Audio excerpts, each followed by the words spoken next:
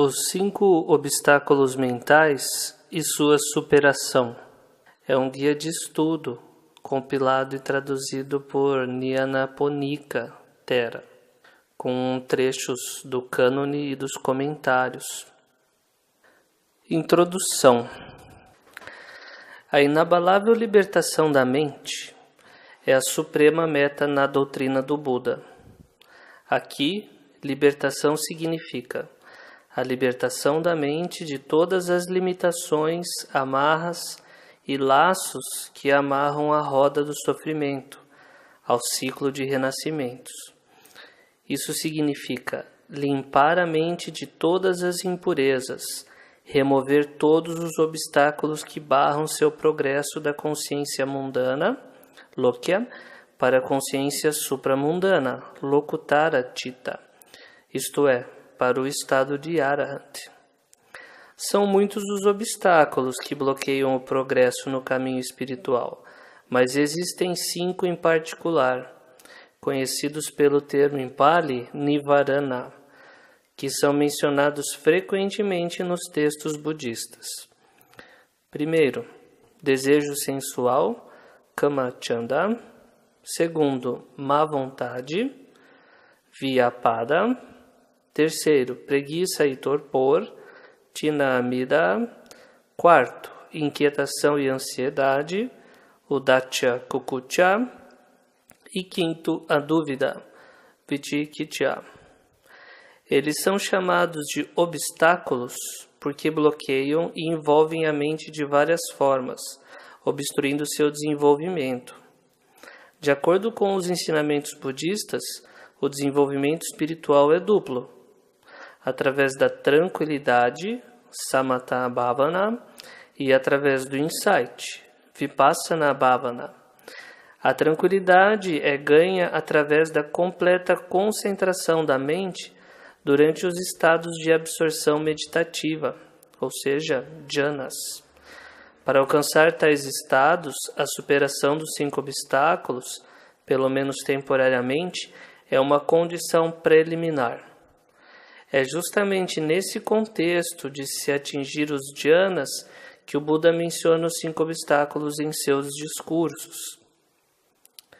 Há 5 fatores mentais constituintes que são os principais representantes do primeiro jhana, chamados, portanto, de fatores de absorção.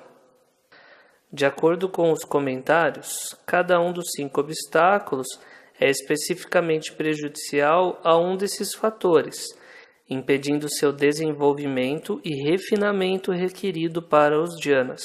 Por outro lado, o cultivo desses fatores, além do nível comum, funciona como um antídoto contra os obstáculos, preparando o caminho para os jhanas.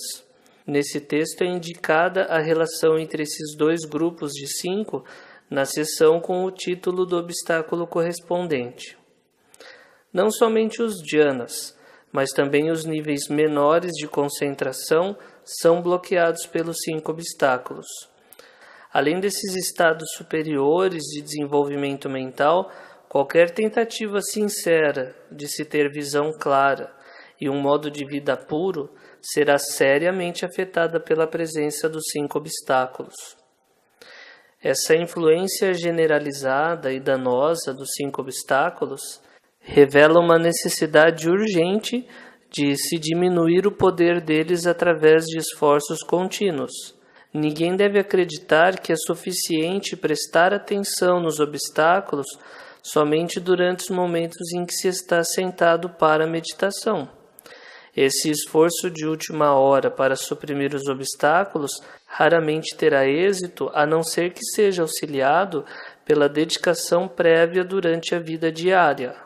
Alguém que aspire sinceramente à inabalável libertação da mente deveria, portanto, escolher uma base de trabalho com importância direta e prática. Um Kamatana, no seu sentido mais amplo, em que está baseada toda a estrutura de sua vida. Agarrar-se a essa base de trabalho, nunca perdê-la de vista por muito tempo, isso por si só já será um progresso considerável e encorajador no controle e desenvolvimento da mente, porque dessa forma as forças direcionadas da mente serão consideravelmente fortalecidas. Alguém que escolheu a superação dos 5 obstáculos como base de trabalho deveria examinar qual dos 5 é o mais forte no seu caso pessoal. Então essa pessoa deve observar cuidadosamente como e em que ocasiões eles geralmente aparecem. Essa pessoa também deve, posteriormente, conhecer os estados mentais benéficos que permitem que cada um desses obstáculos possa ser afastado e finalmente superado.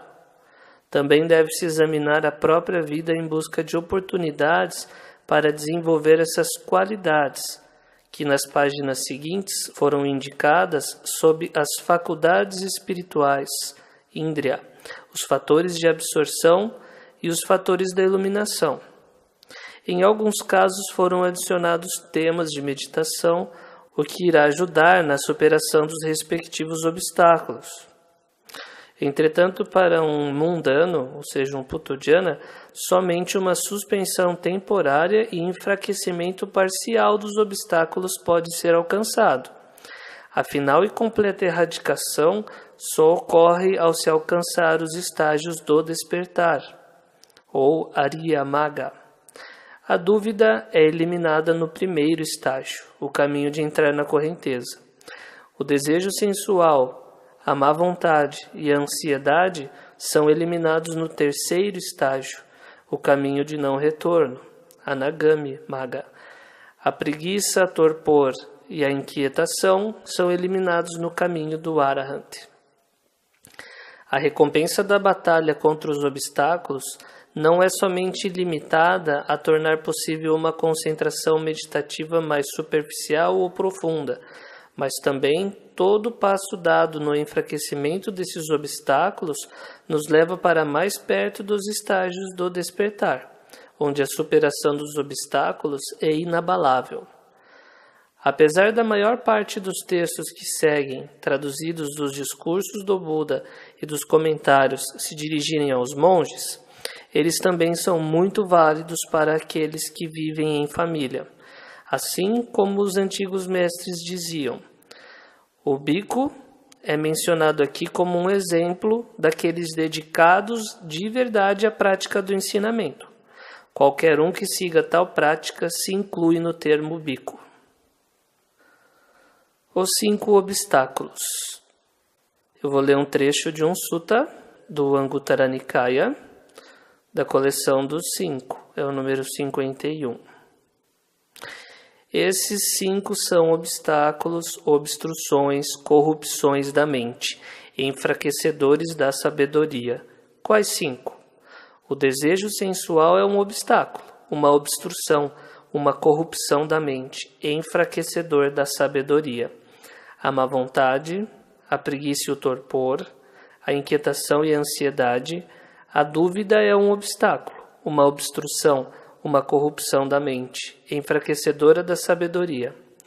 E quando um bico não abandonou esses 5 obstáculos, obstruções e corrupções, enfraquecedoras da sabedoria, quando ele não possui força e tem fraco discernimento, que ele entenda aquilo que é benéfico para ele mesmo, que ele entenda aquilo que é benéfico para os outros, que ele entenda aquilo que é benéfico para ambos, que ele alcance um estado humano superior e que realize o verdadeiro nobre conhecimento e visão, isso é impossível. Agora, quando um bico abandonou esses 5 obstáculos, quando ele tem forte discernimento, que ele entenda aquilo que é benéfico para ele mesmo, que ele alcance um estado humano superior, que ele realize o verdadeiro nobre conhecimento e visão, isso é possível. Agora eu vou ler um trecho de um sutta do Samyutta Nikaya. Bicos, há essas 5 corrupções do ouro, através das quais o ouro nem é maleável nem manuseável e tão pouco luminoso, mas quebradiço e sem as condições apropriadas para ser trabalhado. Quais 5? O ferro é uma corrupção do ouro. através do qual o ouro nem é maleável, nem manuseável e tão pouco luminoso, mas quebradiço e sem as condições apropriadas para ser trabalhado. O cobre, o estanho, o chumbo e a prata são corrupções do ouro. Do mesmo modo, Bicos, há essas 5 corrupções da mente, através das quais a mente nem é maleável, nem manuseável e tão pouco luminosa, mas quebradiça e desprovida da concentração correta, que é necessária para a destruição das impurezas. Quais 5? O desejo sensual, a má vontade, a preguiça e o torpor, a inquietação e a ansiedade, a dúvida, são corrupções da mente. Essas são as 5 corrupções da mente, através das quais a mente nem é maleável, nem manuseável, e tão pouco luminosa, mas quebradiça e desprovida da correta concentração para a destruição das impurezas. Agora eu vou ler um trecho do Satipatthana Sutta, o Madhyama Nikaya número 10. E como um bico permanece contemplando os objetos mentais como objetos mentais em relação aos 5 obstáculos? Aqui, havendo nele desejo sensual, um bico compreende: existe em mim desejo sensual. Ou não havendo nele desejo sensual, ele compreende: não existe em mim desejo sensual. E ele também compreende como se despertam os desejos sensuais que ainda não despertaram, e como acontece o abandono dos desejos sensuais despertos, e como acontece para que os desejos sensuais abandonados não despertem no futuro. Havendo nele má vontade, preguiça e torpor, inquietação e ansiedade, havendo nele a dúvida, um bico compreende: existe dúvida em mim. Ou não havendo dúvida, ele compreende: não existe a dúvida. E ele compreende como se desperta a dúvida que ainda não se despertou, e como acontece o abandono da dúvida desperta, e como acontece para que a dúvida abandonada não desperte no futuro. Fazer uma nota mental imediatamente após o surgimento de um dos obstáculos, assim como recomendado no texto anterior, é um método simples, mas também muito efetivo para afastar essas e outras contaminações da mente. Fazendo isso, um freio é aplicado contra a continuação do fluxo descontrolado dos pensamentos prejudiciais, e a vigilância da mente ao reaparecimento deles é fortalecida. Esse método se baseia no simples fato psicológico que é expressado pelos comentaristas da seguinte forma: um pensamento hábil e inábil não podem ocorrer juntos ao mesmo tempo na mente. Portanto, na hora que se reconhece o desejo sensual que surgiu no momento precedente, aquele desejo sensual não mais existe. Há somente o ato de conhecer. Então, sempre que surge desejo sensual, má vontade, preguiça e torpor, inquietação e ansiedade, dúvida, pode-se fazer uma anotação mental, né? Dúvida,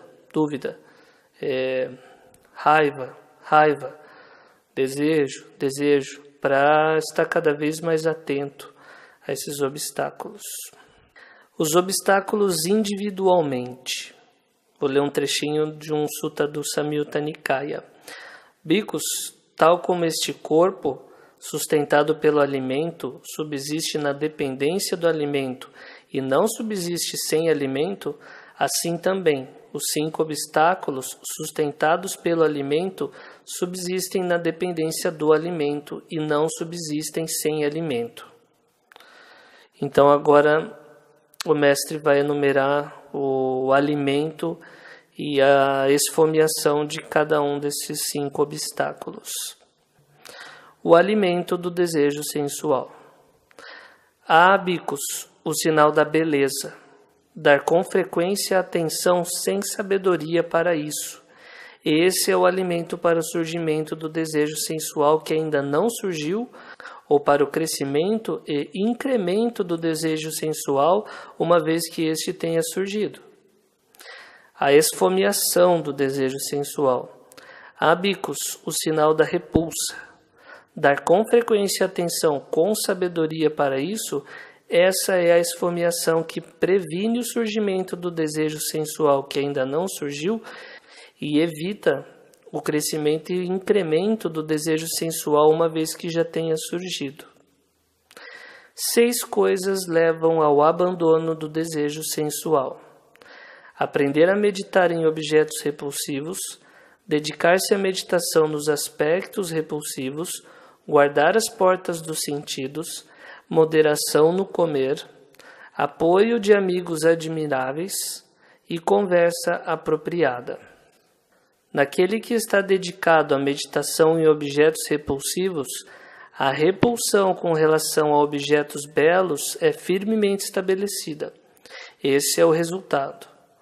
Objetos repulsivos refere-se, em particular, às contemplações dos cemitérios, assim como dito no Satipatthana Sutta e explicado no Visuddhimagga, mas ela se refere também aos aspectos repulsivos dos objetos dos sentidos em geral, ou seja, todos os objetos como formas, sons, aromas, sabores, toques, objetos mentais. A repugnância do corpo. Novamente, bicos. Um bico examina esse mesmo corpo para cima, a partir da sola dos pés, e para baixo, a partir do topo da cabeça, limitado pela pele e repleto de muitos tipos de coisas repulsivas. Portanto, neste corpo existem cabelos, pelos, unhas, dentes, pele, carne, tendões, ossos, tutano, rins, coração, fígado, diafragma, baço, pulmões, intestino grosso, intestino delgado, conteúdo do estômago, fezes, bilis, fleuma, pus, sangue, suor, gordura, lágrimas, saliva, muco e urina. O corpo é mantido unido pelos tendões e ossos, encoberto pelos músculos e pele. A verdadeira natureza do corpo não é percebida, mas o tolo, tomado pela ignorância, pensa que tudo isso é belo. Os prazeres sensuais oferecem pouca satisfação, muito sofrimento e muito desespero, e que tão grande perigo há neles. É um trecho do Madhyama Nikaya 14. O desagradável com aparência de agradável, o desamado com aparência de amado, a dor com aparência de felicidade, subjuga aquele que é negligente. É um trecho do Udana. Então agora ele vai falar um pouco sobre esse aspecto de guardar as portas dos sentidos. Eu vou ler 2 trechos de 2 sutas do Samyutta Nikaya também. E como, amigo, ele guarda as portas dos meios dos sentidos? Neste caso, ao ver uma forma com o olho, um bico não se agarra aos seus sinais e detalhes, visto que se permanecer com a faculdade do olho descuidada, ele será tomado pelos estados ruins e prejudiciais de cobiça e tristeza. Ele pratica a contenção, ele protege a faculdade do olho, ele se empenha na contenção da faculdade do olho. Ao ouvir um som com o ouvido, ao cheirar um aroma com o nariz, ao saborear um sabor com a língua, ao tocar um tangível com o corpo, ao conscientizar um objeto mental com a mente, ele não se agarra aos seus sinais ou detalhes. Visto que se permanecer com a faculdade da mente descuidada, ele será tomado pelos estados ruins e prejudiciais da cobiça e tristeza. Ele pratica a contenção, ele protege a faculdade da mente, ele se empenha na contenção da faculdade da mente. Há formas conscientizadas através do olho e que são desejáveis, agradáveis e fáceis de serem gostadas, conectadas com o desejo sensual e que provocam a cobiça. E se um bico não busca prazer nelas, não as acolhe e não permanece atado a elas, o deleite cessa. Não havendo deleite, não há paixão. Não havendo a paixão, não há grilhões.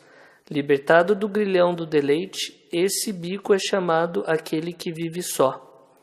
Há sons, aromas, sabores, tangíveis, objetos mentais percebidos através da mente que são desejáveis, agradáveis e fáceis de serem gostados, conectados com o desejo sensual e que provocam a cobiça. E se um bico não busca neles o prazer, não os acolhe e não permanece atado a eles, o deleite cessa. Não havendo deleite, não há paixão. Não havendo a paixão, não há grilhões.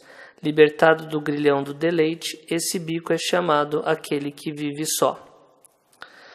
Moderação no comer.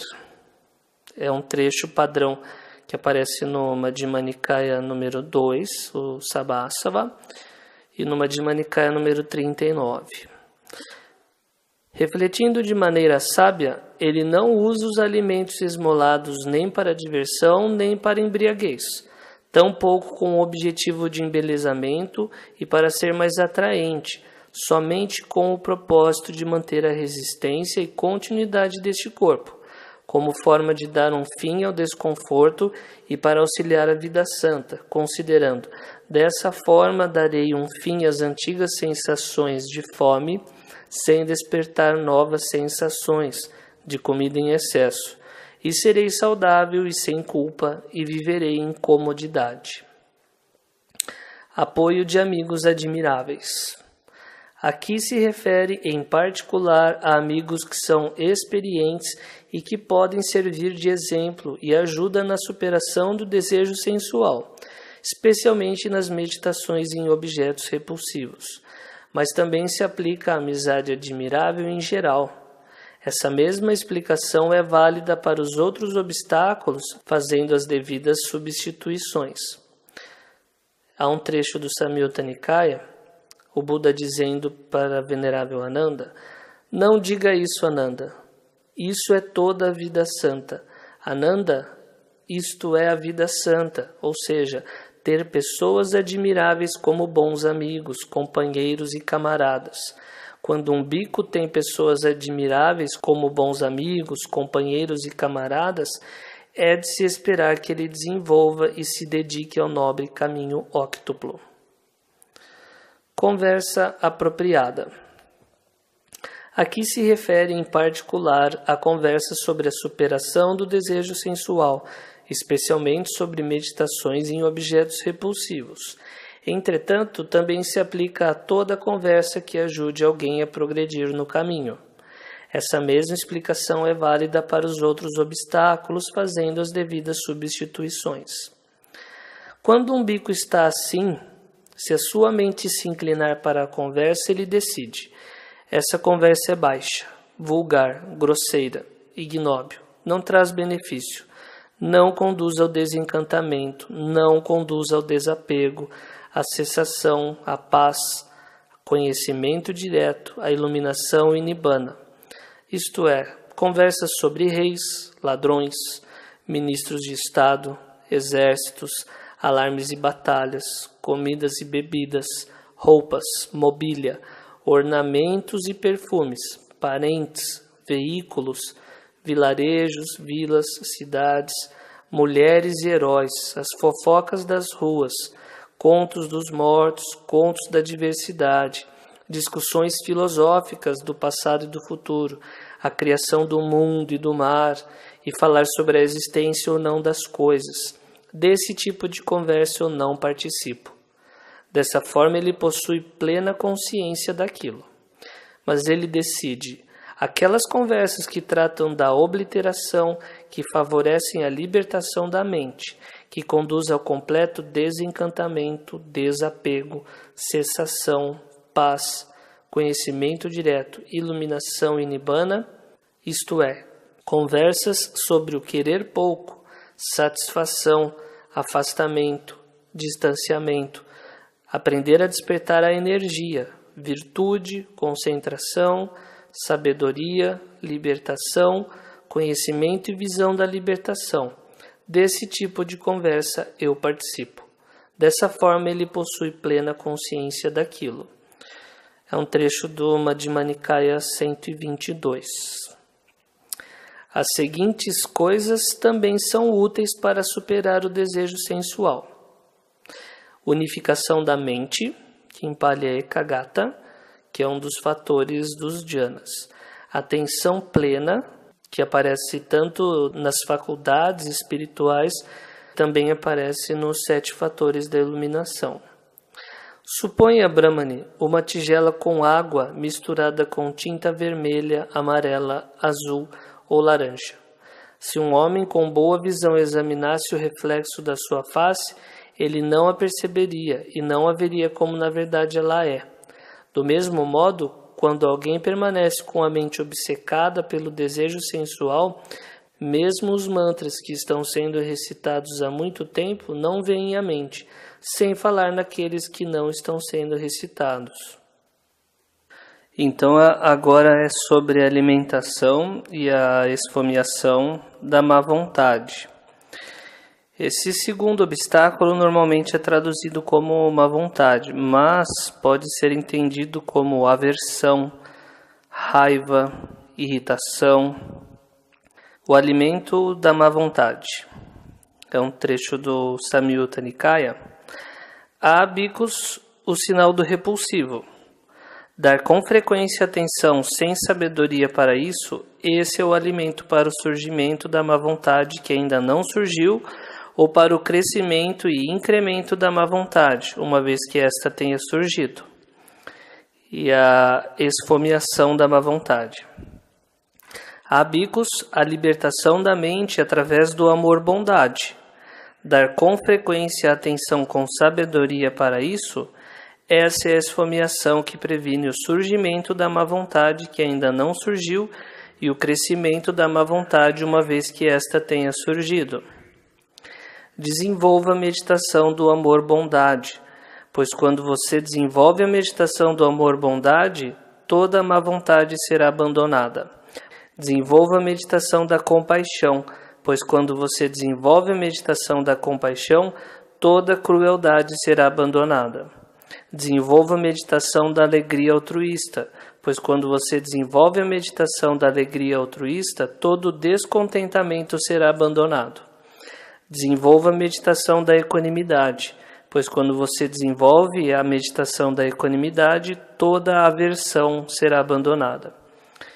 Então, nesse trecho do Madhyama Nikaya 62, Vyapada é traduzida tanto como má vontade, crueldade, descontentamento e aversão. 6 coisas levam ao abandono da má vontade.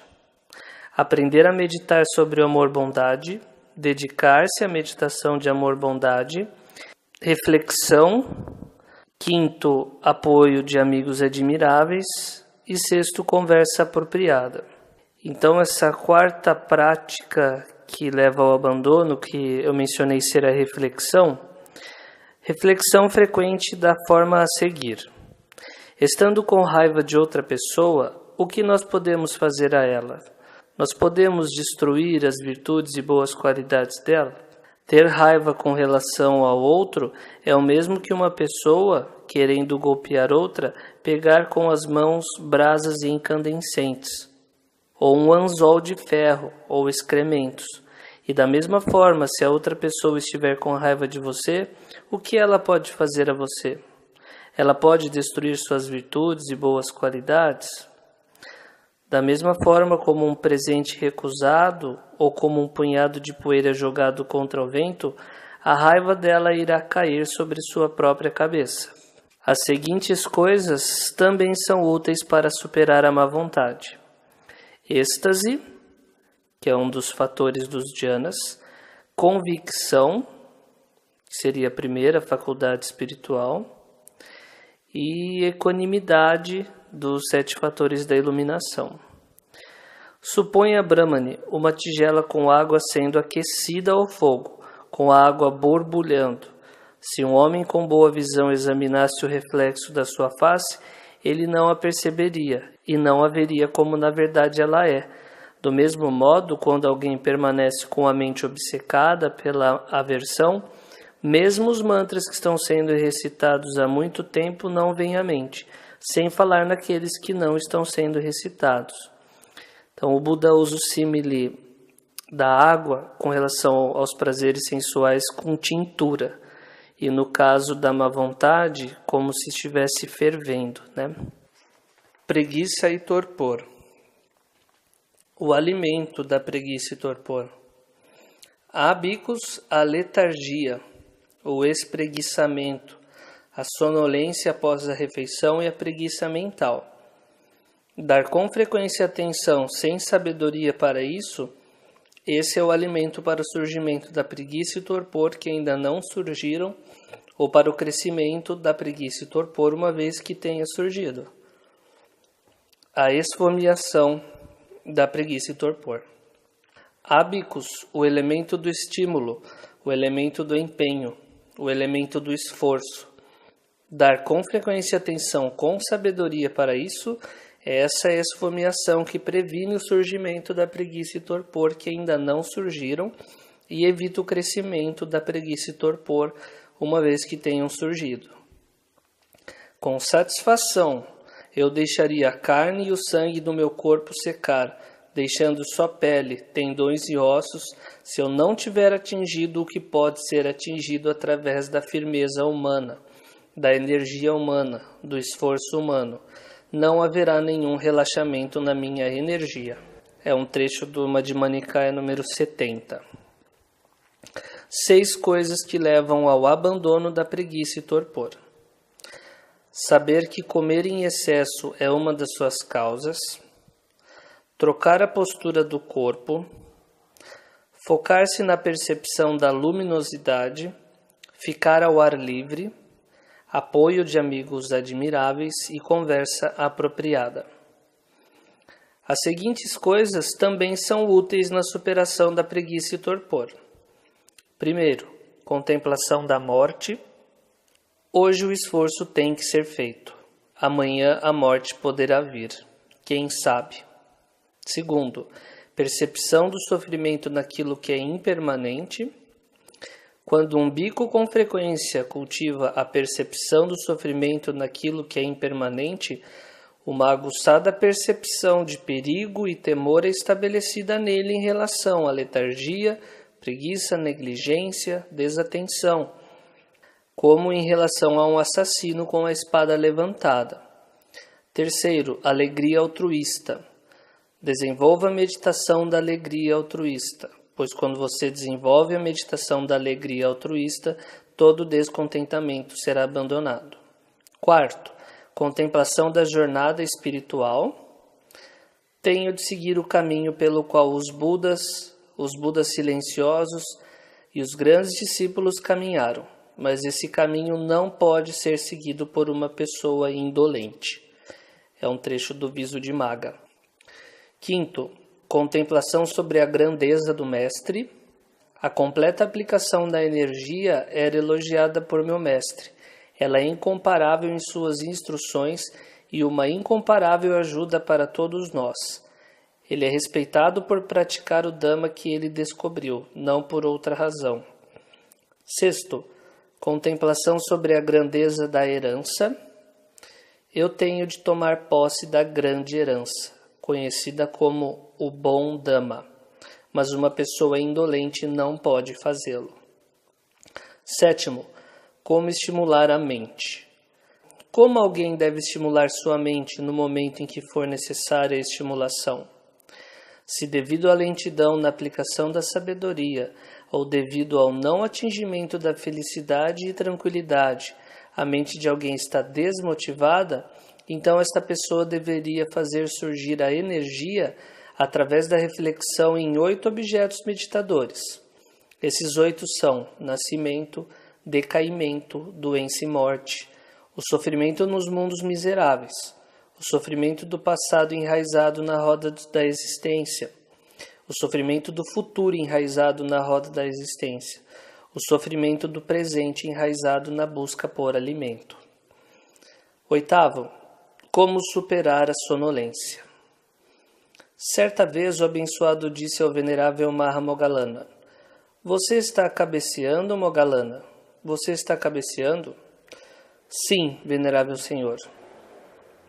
"Então, Moggallana, qualquer percepção que você tenha em mente quando a sonolência surgir, não dê atenção para essa percepção, não insista nisso. É possível que ao fazer isso você se livre da sonolência. Mas se ao fazer isso você não se livrar da sonolência, então traga para a memória o Dhamma da forma como você o ouviu e memorizou. Reexamine e pondere isso na sua mente. É possível que ao fazer isso você se livre da sonolência. Mas se ao fazer isso você não se livrar da sonolência, então recite em detalhe o Dhamma da forma que você ouviu e memorizou. É possível que ao fazer isso você se livre da sonolência. Mas se ao fazer isso você não se livrar da sonolência, então pressione os lóbulos das orelhas e esfregue os membros com as mãos. É possível que ao fazer isso você se livre da sonolência. Mas se ao fazer isso você não se livrar da sonolência, então levante do seu assento e depois de lavar os olhos com água, olhe em volta em todas as direções e para cima e para as estrelas e para as constelações. É possível que ao fazer isso você se livre da sonolência. Mas se ao fazer isso você não se livrar da sonolência, então coloque a sua atenção na percepção da luz. Permaneça resoluto na percepção da luz do dia, sendo o dia o mesmo que a noite mesmo que o dia. Mas se ao tentar fazer isso você não se livrar da sonolência, então com os sentidos imersos internamente, sem que a mente se disperse para o exterior, pratique a meditação andando, caminhando para cá e para lá, com atenção plena e plena consciência. É possível que ao fazer isso você se livre da sonolência. Mas se ao fazer isso você não se livrar da sonolência, então deite do lado direito, na postura do leão, com o pé sobre o outro, atento e plenamente consciente, após anotar na mente o horário para levantar. Assim que despertar, levante-se com rapidez, com o pensamento: eu não irei me entregar ao prazer de ficar deitado, o prazer de estar recostado, o prazer da sonolência. Assim, Moggallana, é como você deve treinar. É um sutta do Anguttara Nikaya, é o livro dos 7, é o número 58. 9. Os 5 perigos ameaçadores. Bhikkhus, quando um bhikkhu que habita as florestas considera 5 perigos futuros, isto é o suficiente para que ele permaneça diligente, ardente e decidido para alcançar aquilo que ainda não foi alcançado, para obter aquilo que ainda não foi obtido, para realizar aquilo que ainda não foi realizado. Quais 5? Aqui, um bhikkhu reflete assim: eu agora sou jovem, com o cabelo negro, dotado com as bênçãos da juventude, no primeiro estágio da vida, mas chegará o tempo em que a velhice irá tomar conta do corpo. Agora, quando alguém é velho, subjugado pela idade, não é fácil se ocupar com os ensinamentos do Buda. Não é fácil viver em locais afastados nas florestas e bosques. Antes que essa condição indesejada, não aspirada, desagradável recaia sobre mim, que eu estimule a energia para alcançar aquilo que ainda não foi alcançado, para obter aquilo que ainda não foi obtido, para realizar aquilo que ainda não foi realizado. Assim, quando eu estiver naquela condição, permanecerei tranquilo, muito embora esteja velho.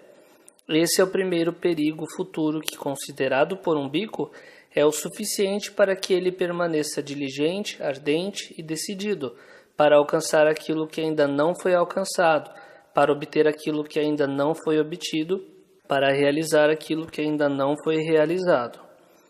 Novamente, bhikkhus, um bhikkhu reflete assim: eu estou raramente enfermo ou aflito, possuindo uma boa digestão, que não é nem demasiado fria nem demasiado quente, média e adequada para o esforço, mas chegará o tempo em que a enfermidade irá tomar conta do corpo.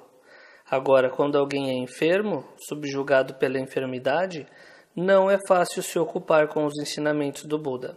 Não é fácil viver em locais afastados nas florestas e bosques. Antes que essa condição indesejada, não aspirada, desagradável recaia sobre mim, que eu estimule a energia para alcançar aquilo que ainda não foi alcançado. Assim, quando eu estiver naquela condição, permanecerei tranquilo, muito embora esteja enfermo. Novamente, bhikkhus, um bhikkhu reflete assim: há abundância de comida, a colheita foi boa, sendo fácil conseguir comida, fácil subsistir, mas chegará um tempo em que haverá fome, a colheita será pobre, uma época em que será difícil conseguir comida e não será fácil subsistir. Numa época de fome, as pessoas migram para os lugares em que há comida, e as condições de vida são congestionadas e abarrotadas. Agora, quando as condições de vida são congestionadas e abarrotadas de gente, não é fácil se ocupar com os ensinamentos do Buda, não é fácil viver em locais afastados nas florestas e bosques. Antes que essa condição indesejada, não aspirada, desagradável recaia sobre mim, que eu estimule a energia para alcançar aquilo que ainda não foi alcançado, para realizar aquilo que ainda não foi realizado. Assim, quando eu estiver naquela ocasião, permanecerei tranquilo, muito embora esteja numa situação de fome. Novamente, um bico reflete assim: as pessoas vivem em concórdia, com apreço mútuo, sem disputas, mesclando como leite e água, vivendo um ao outro com bondade, mas chegará o tempo em que haverá perigo, turbulência, e as pessoas do campo, montadas sobre seus veículos, fugindo para todos os lados. Numa época de perigo, as pessoas migram para os lugares seguros e as condições de vida são congestionadas e abarrotadas de gente. Quinto, novamente bicos. Um bico reflete assim: não há tensão na sanga, há concórdia, harmonia, sem disputas, com uma única recitação, mas chegará o tempo em que haverá um cisma na sanga.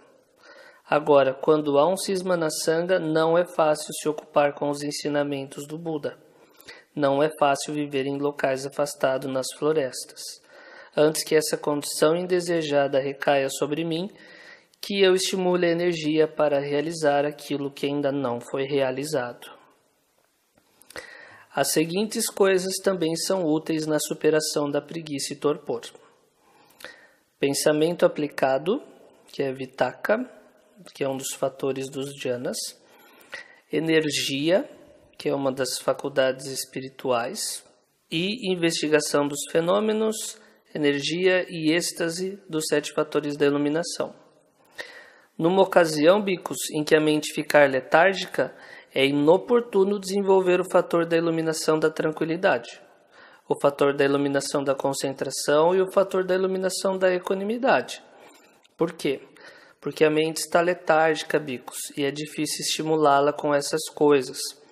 Numa ocasião, bico, em que a mente ficar letárgica, é oportuno desenvolver o fator da iluminação da investigação dos fenômenos, da energia e o fator da iluminação do êxtase. Por qual razão? Porque a mente está letárgica, bicos, e é fácil estimulá-la com essas coisas. Suponha, Brahmani, uma tigela com água coberta com musgo e plantas aquáticas. Se um homem com boa visão examinasse o reflexo da sua face, ele não a perceberia e não a veria como na verdade ela é. Do mesmo modo, Brahmani, quando alguém permanece com a mente obcecada pela preguiça e torpor, mesmo os mantras que estão sendo recitados há muito tempo não vêm à mente, sem falar naqueles que não estão sendo recitados. Agora sobre o quarto obstáculo, a inquietação e a ansiedade. O alimento da inquietação e ansiedade. Há bicos, a mente conturbada. Dar com frequência atenção sem sabedoria para isso, esse é o alimento para o surgimento da inquietação e ansiedade que ainda não surgiram, ou para o crescimento da inquietação e ansiedade uma vez que essas tenham surgido. Há bicos, a paz mental. Dar com frequência atenção com sabedoria para isso, 6 coisas levam ao abandono da inquietação e ansiedade. Primeiro, conhecer as escrituras budistas, doutrina e disciplina. Segundo, fazer perguntas sobre elas. Terceiro, familiaridade com o Vinaya, que é o código de disciplina monástica, e para os leigos, os princípios da conduta ética. Quarto, associar-se com aqueles maduros na idade e experiência que possuem dignidade, moderação e calma. Quinto, apoio de amigos admiráveis. E sexto, conversa apropriada.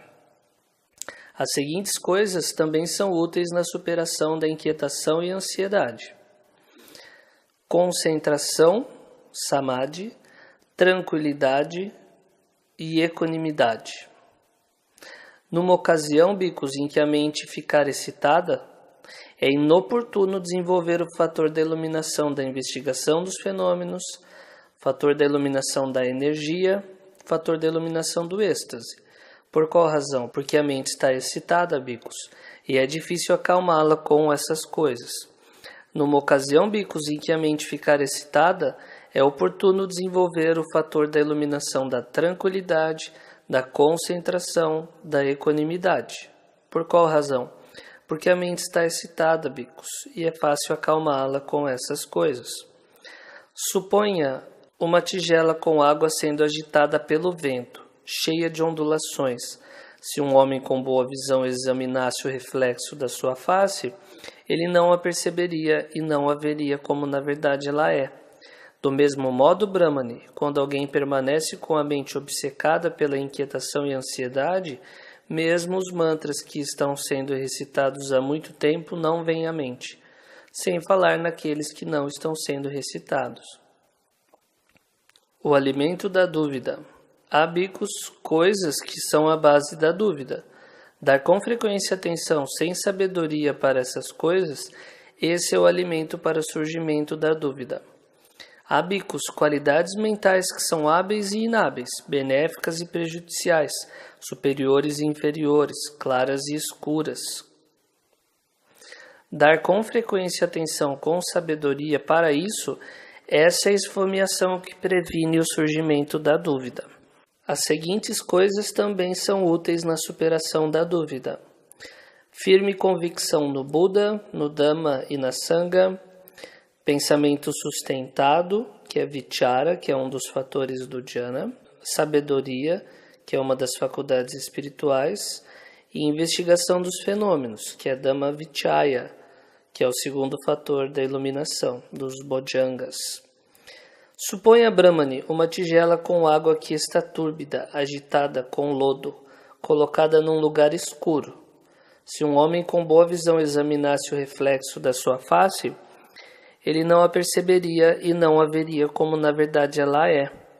Do mesmo modo, quando alguém permanece com a mente obcecada pela dúvida, mesmo os mantras que estão sendo recitados há muito tempo não vêm à mente, sem falar naqueles que não estão sendo recitados. Agora eu vou ler um trecho do Digha Nikaya número 2, Os Frutos da Vida Contemplativa, que fala sobre esses 5 obstáculos.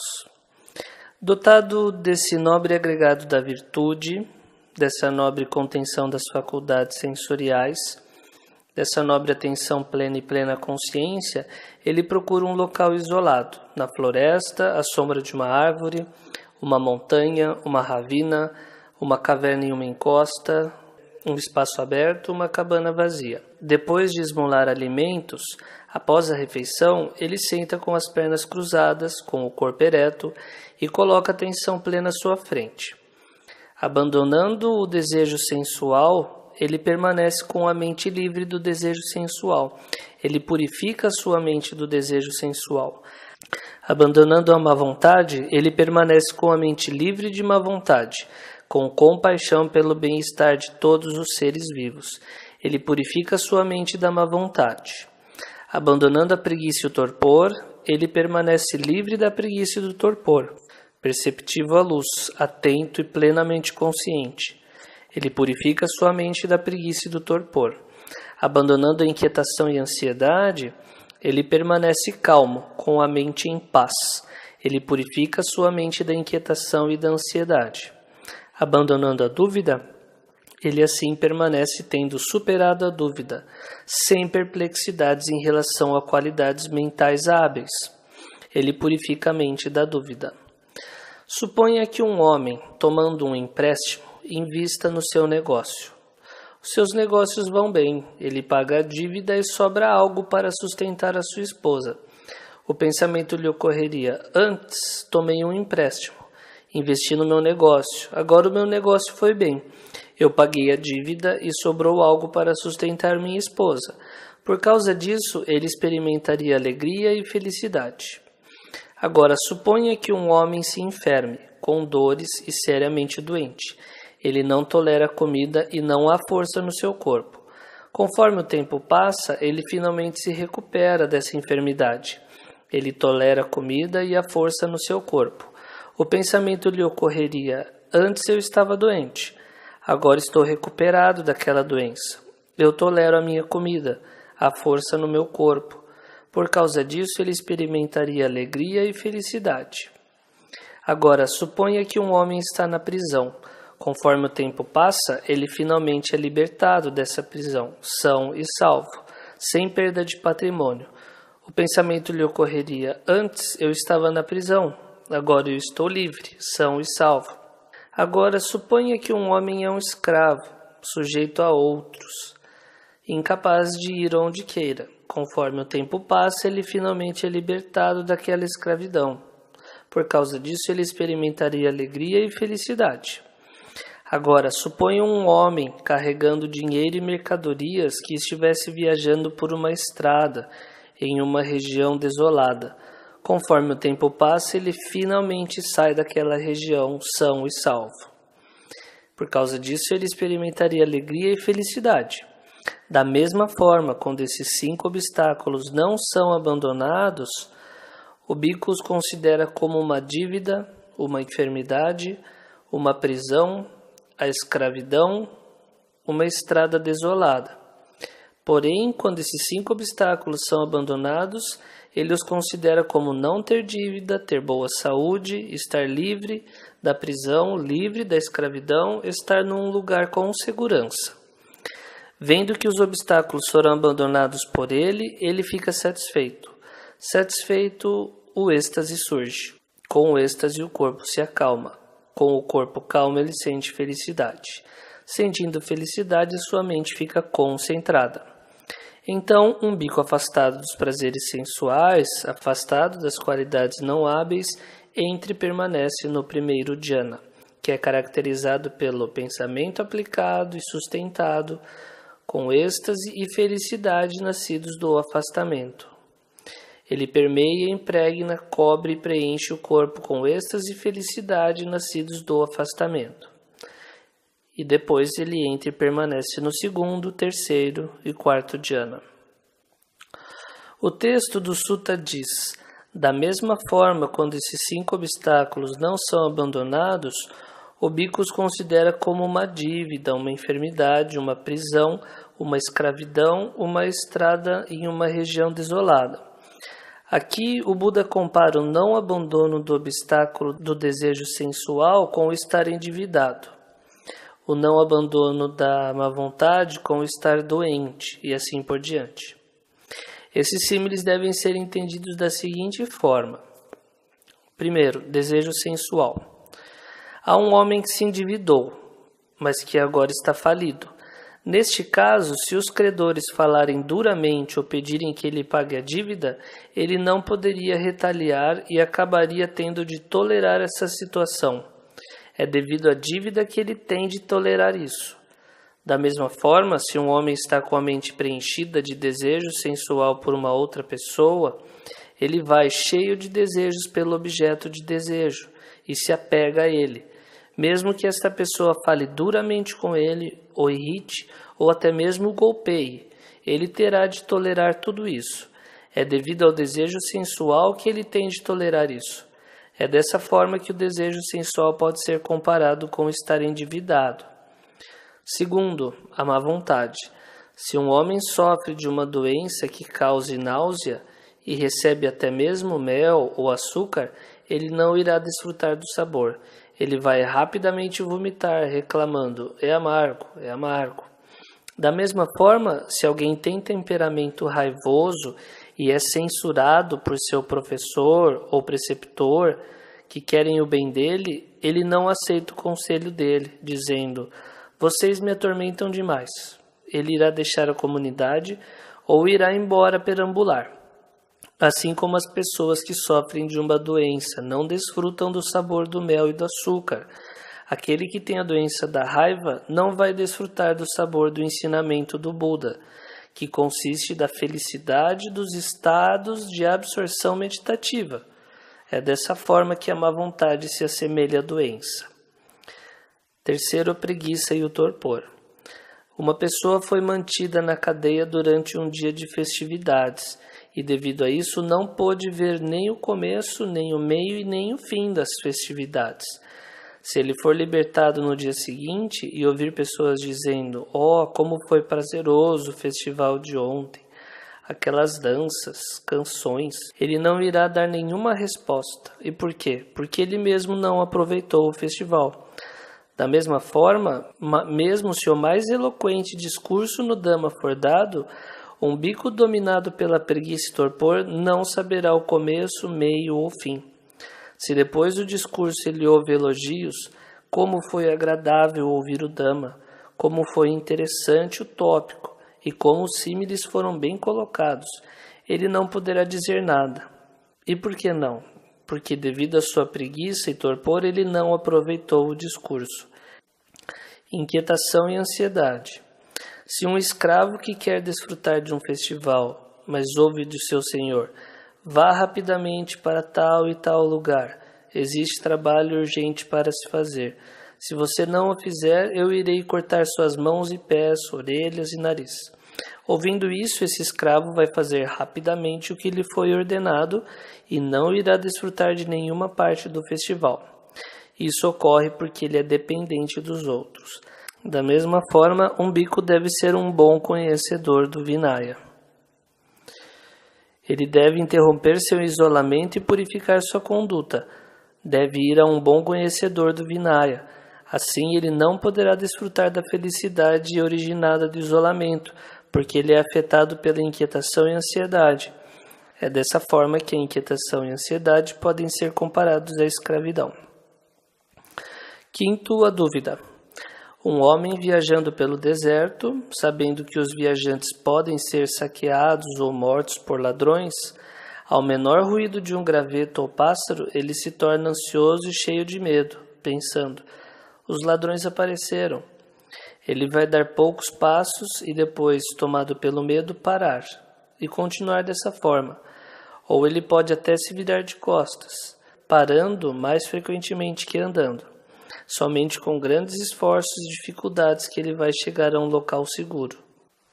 Assim como um viajante no deserto não ter certeza se há ou não ladrões, ele faz surgir em sua mente um estado de ondulação e vacilação, uma incerteza, um estado de ansiedade. E assim ele cria para si mesmo um obstáculo para avançar no terreno seguro dos estágios do despertar.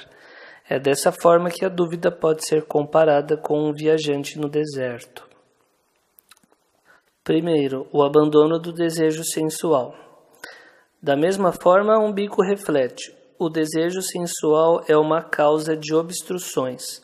Então ele cultiva as 6 coisas que levam ao abandono desse obstáculo e finalmente remove o obstáculo do desejo sensual. Assim como alguém que se libertou da dívida não sente nem medo nem ansiedade ao se encontrar com os seus credores. Aquele que abandonou o desejo sensual não mais é apegado ou atado aos objetos de seu desejo. Mesmo que ele veja formas divinas, as paixões não o atingirão. Por isso o abençoado comparou o abandono do desejo sensual com estar livre da dívida. O abandono da má vontade. Da mesma forma como uma pessoa que sofre de uma doença que cause náusea, ao ser curado por um medicamento, vai recuperar sua apreciação pelo sabor do mel e do açúcar. Um bico refletindo: essa má vontade causa muitos males. Desenvolve as 6 coisas que levam ao abandono desse obstáculo e finalmente remove o obstáculo da má vontade. Assim como o paciente curado aprecia o sabor do mel e do açúcar. O abandono da preguiça e torpor. Há uma pessoa que já esteve na cadeia num dia de festival, mas quando ela é libertada e celebra o próximo festival, ela vai pensar: antes, devido a uma desatenção em minha conduta, tive de ficar na cadeia naquele dia e não pude aproveitar o festival. Desta vez serei atento. E ele permanece atento à sua conduta de forma que nada de prejudicial entre em sua mente. Tendo aproveitado o festival, ele exclama: "Oh, como o festival foi bonito!" Da mesma forma, Umbico, percebendo que a preguiça e o torpor causam grandes males, desenvolve as 6 coisas que os contrapõem, e finalmente ele remove o obstáculo da preguiça e torpor. Assim como o homem libertado da prisão aproveita o festival inteiro, mesmo que por 7 dias.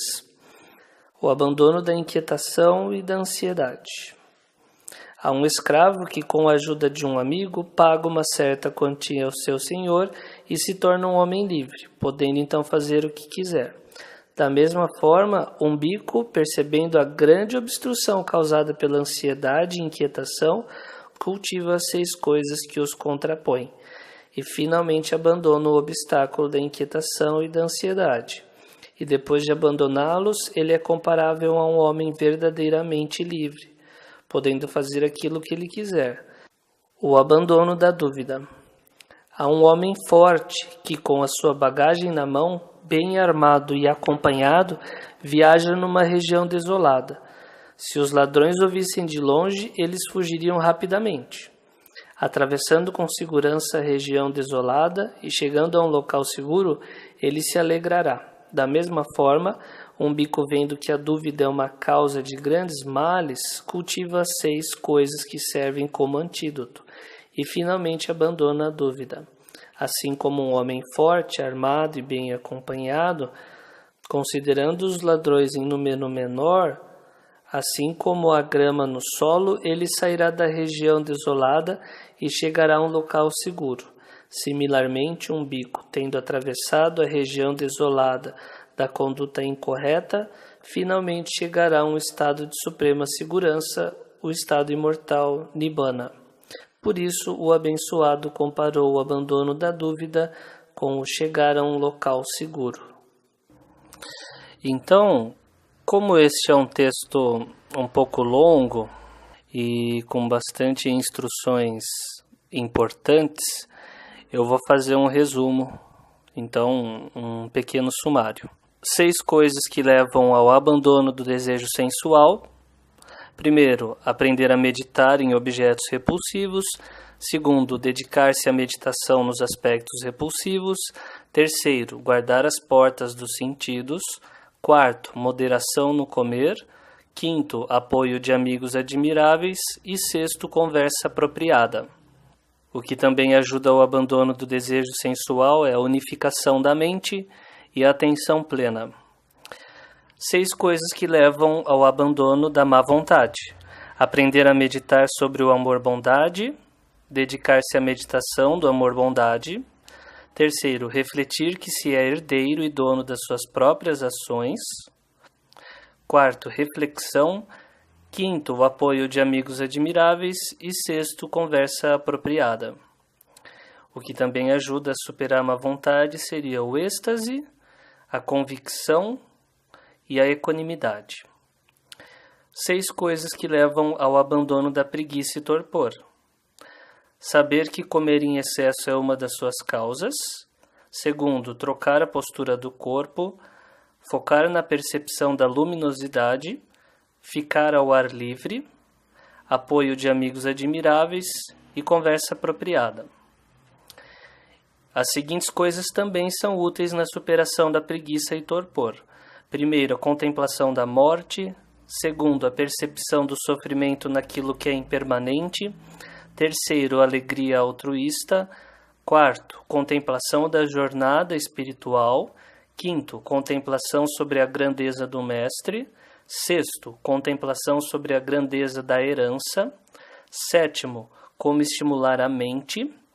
Oitavo, aprendendo a superar a sonolência.